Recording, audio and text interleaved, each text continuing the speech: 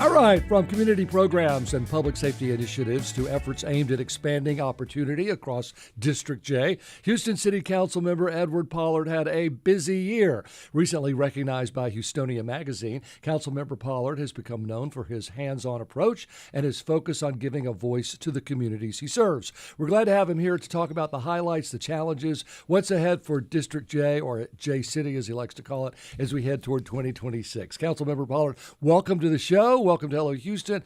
If you would like to join the conversation out there, call us or text us 713-440-8870. First of all, congratulations on the recognition. I appreciate it. Thank you very much, and I'm excited to be here, so thank you for the invitation. So who put out this type of, who ran the, I don't know. Was it a contest? So year? How did it work? My office received an email from Houstonian Magazine several months back, and they said that I was a finalist for Houstonian of the Year.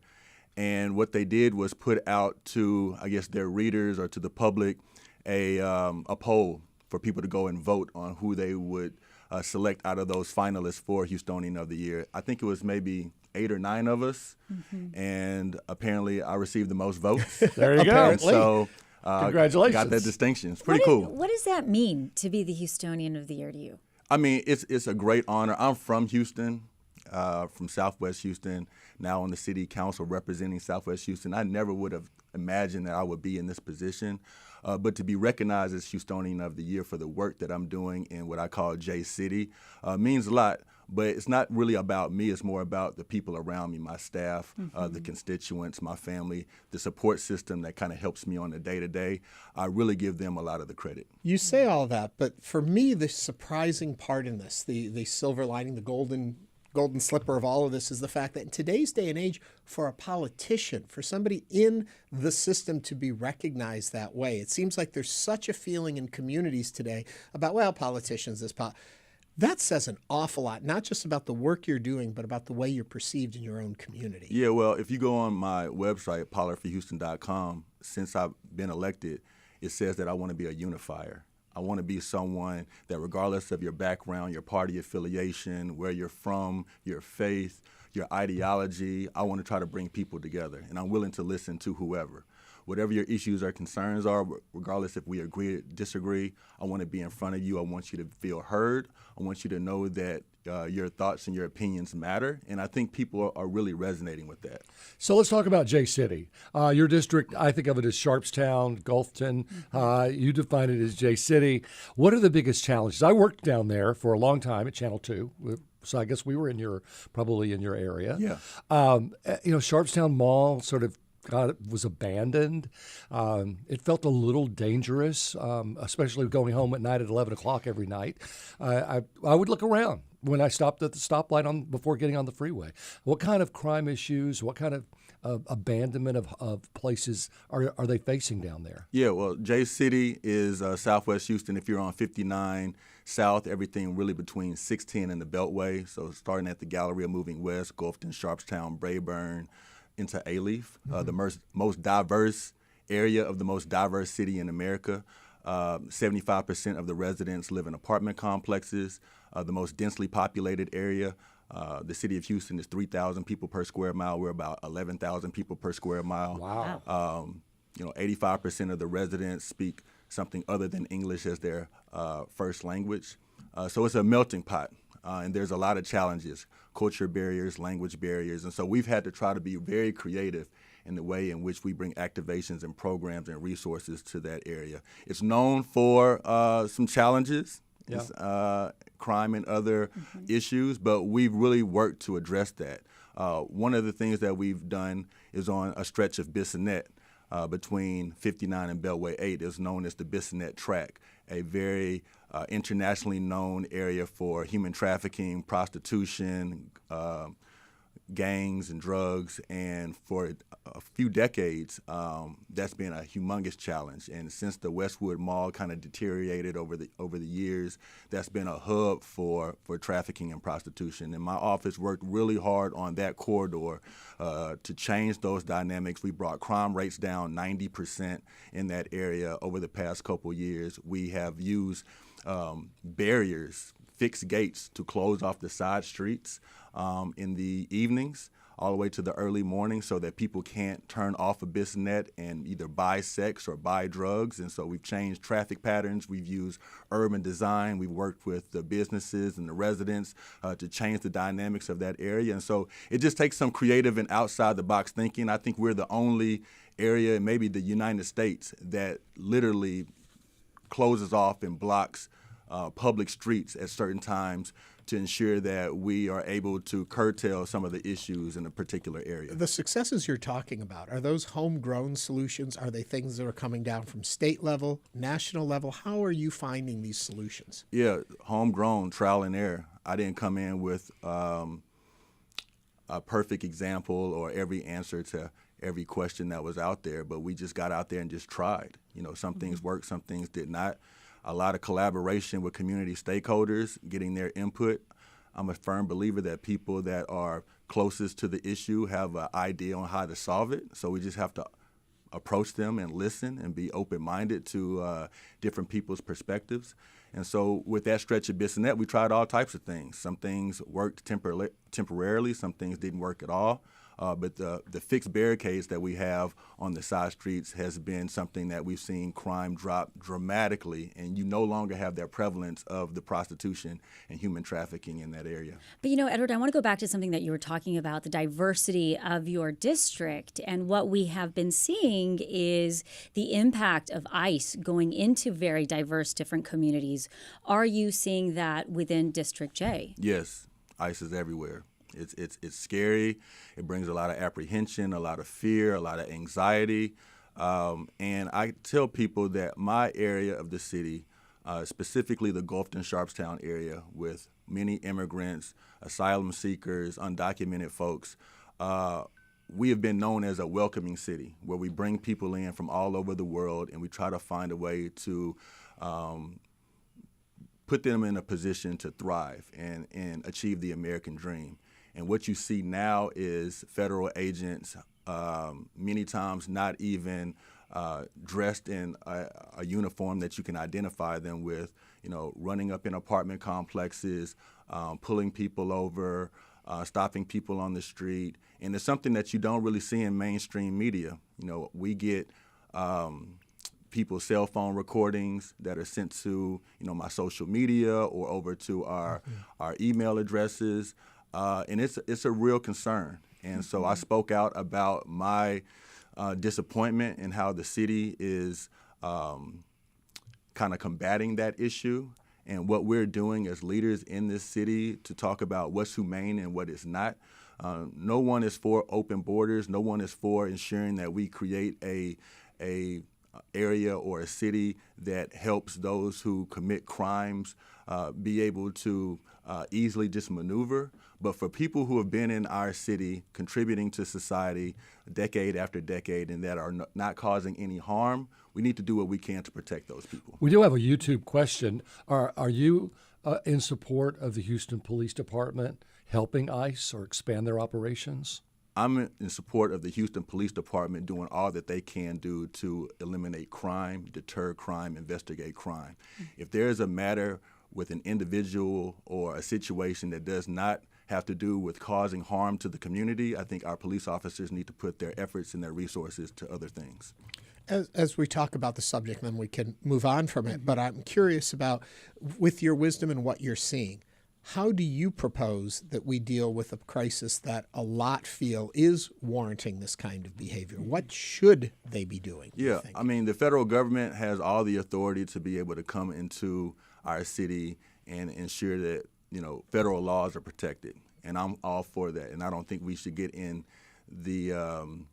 we shouldn't get in the way of them being able to do their jobs. But as a local law enforcement, we have specific issues that we need to confront and address as well. And so I would allow and want the federal agents to do what they do, but there's no reason that HPD needs to go out of their way to aid them in whatever they are trying to accomplish. We should focus on the local matters, the local issues, the local problems that HPD traditionally focuses on.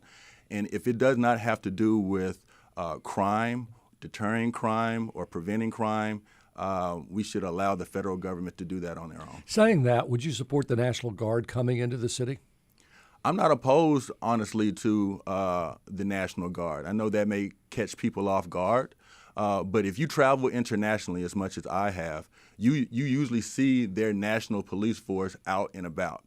And you actually have a sense of safety when they're out there, right? Mm-hmm. And the National Guard is usually not approaching, they're not arresting, they're not investigating. It's more of a patrol presence, having more law enforcement presence in areas that are highly trafficked or highly visited. And so I'm all for safety. Whatever we can do to create an atmosphere where people feel safe and they feel comfortable. Now, if we have a situation where you're having ICE or a National Guard or a law enforcement agency that's making communities feel uncomfortable, then we need to listen to communities and say, okay, that may not be the best move for whatever the current circumstances are. And that is something I think as leaders we have to get back to. We are projecting on them what they feel as if they need in their own space. Mm-hmm. It needs to be the reverse. We need to be hearing from them, what will make you feel safe? What is something that you would like us to do as your elected leaders to be able to help your quality of life? And then we dictate our actions and our policies around that. You know, speaking of safety, recently at the Houston City Council meeting, the pedicab safety, a lot of pedicab safety concerns, especially coming up to rodeo, was up for discussion. And you were pretty outspoken about that. Talk to us about that. Well, the pedicab industry is like many others. People want enforcement. They want to ensure that the good actors have ways in which to thrive within their industry, but that the city of Houston is cracking down on the bad actors. Mm-hmm. And within the pedicab industry, what we found is, especially around high traffic events, outsiders are coming in and they are not regulated or permitted, and they're going out and they're getting passengers and they're not following traffic laws mm-hmm. and they're not following certain policies, and that's taking away from those who are properly permitted, have gone through the process of doing things the correct way.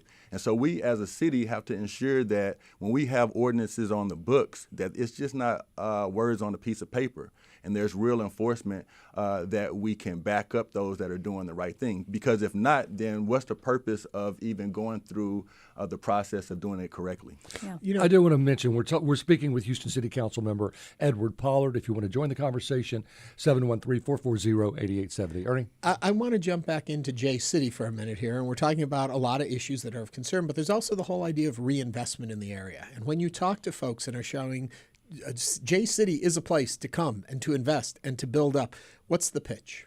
So J City, the most diverse area, the most diverse city in America, where whatever you want to find, you can find it from a cultural standpoint. If you're looking for the best food in the city, I encourage you to come to J City.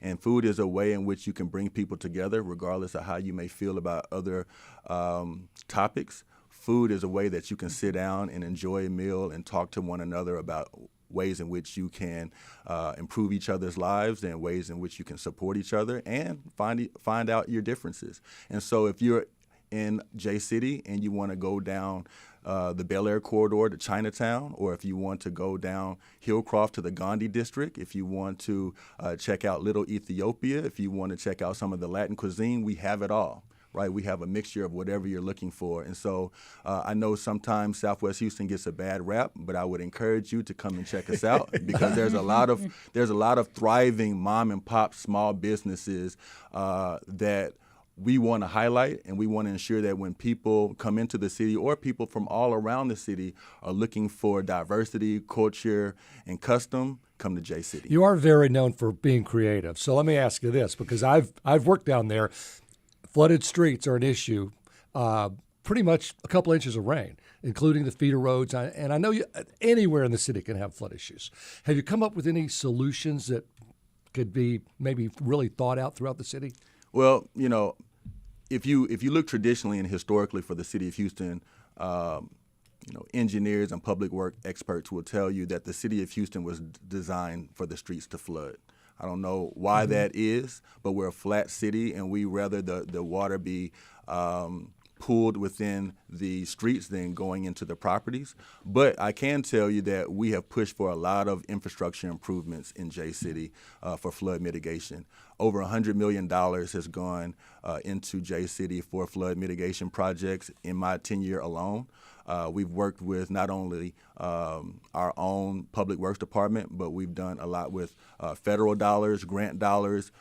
We've done work within the TERS, and we do a lot of work with our county commissioner where they have much more flexibility on bigger infrastructure projects to mitigate flooding. So one of the things that I'm proud of is we have a new park called the Club Creek Park. It's off of 59 and Bissonnette area, right behind the old Westwood Mall. But we turned a green space into a huge detention basin, okay? But it's not just a detention basin that will help with flood mitigation, but it's hike and bike trails, it's exercise equipment, we have fountains out there, we have gazebos, we have playgrounds, and it's a hidden gem within the middle of the city. Not a lot of people know about it, but it's a way in which we could be creative to not only try to do flood mitigation, but we can have recreation and beautification along with it as well. And it's a $15 million project. The highlight at that park is the Vietnam Veterans Memorial. My father served in the Vietnam War. He always tells me about how those who served and came back did not get a proper hero's welcome. So we have a welcome home and a memorial for those who served in Vietnam from the Houston area. And it's something I think everyone should go and check out. Well, thanks for being here. Quick yes or no. Is being mayor on your bingo card? You know, we'll see what happens in the future. There's a resign to run statute, so it allows me not to be able to get into that. But in a couple years, I think we'll be able to address it again. Okay. Houston City Council member Edward Pollard represents J-City, District J. So thank you so much, and congratulations again. Thank you.